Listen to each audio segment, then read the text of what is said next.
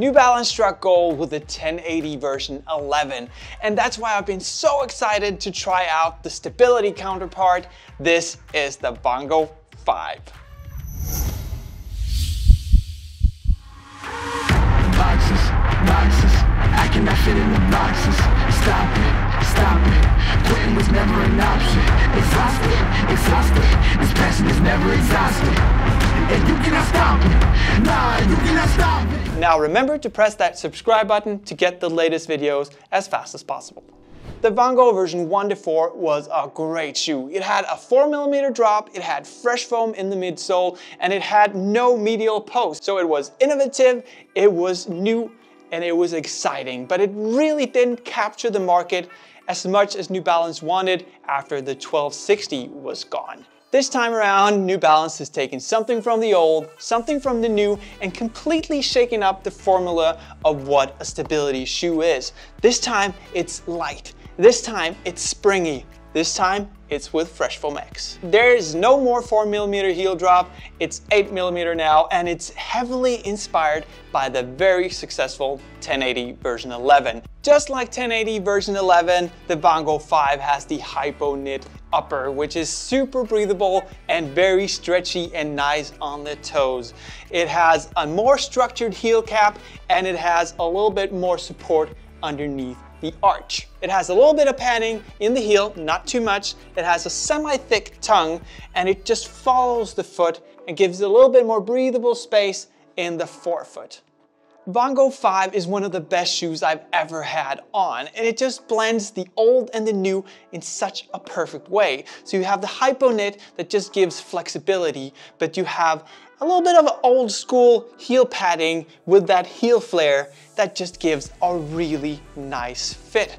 It's just perfect for my feet.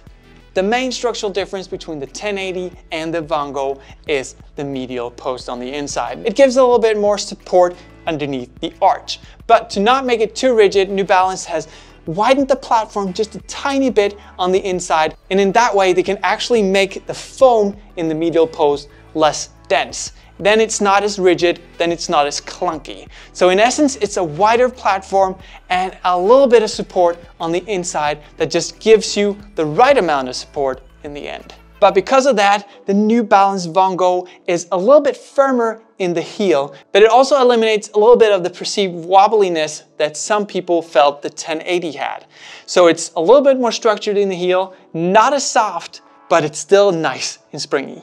I have a really tough time finding a stability shoe that has both softness, springiness, and lightness in a total package. I run in both neutral and stability shoes, and sometimes the transition between the neutral to the stability makes the stability kind of clunky to run in, but this one, it doesn't feel that way. It just feels nice and natural, and as it should be. Vongo V5 has a lot of rubber, so underneath the shoe you can see there's rubber covering almost everything. Apart from here, there's a little exposed foam. It's a lot of rubber, but that means that you get a lot of lifetime from this outsole.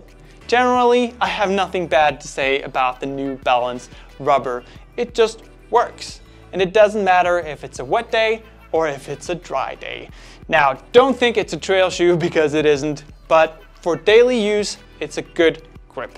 When it comes to daily trainers, nothing beats the Fresh Foam X magic.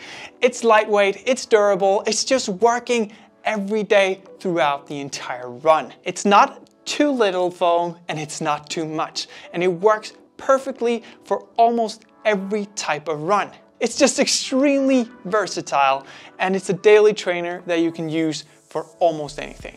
Normally, Vongo V5 will do everything you want it to do, but if you want a faster shoe with stability, then the New Balance Prism version 2 is a great option. It's super fast, it has the fuel cell in the midsole, and it's super nice.